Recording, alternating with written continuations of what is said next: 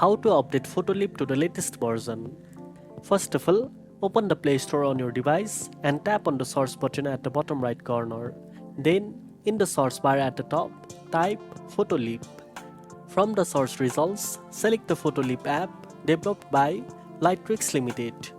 If an update is available, you will see an update button instead of open. Tap on update to start downloading the latest version. Make sure your internet connection is stable while the update downloads and installs. Once the update is complete, the update button will change to open. Tap open to launch the updated version of Photoleap and enjoy the latest features and improvements. If you don't see an update button, it means your app is already up to date. And that's it. Now you know how to update Photoleap to the latest version. If you found this video helpful, don't forget to like, share and subscribe for more tech tips. Thanks for watching and I'll see you in the next one.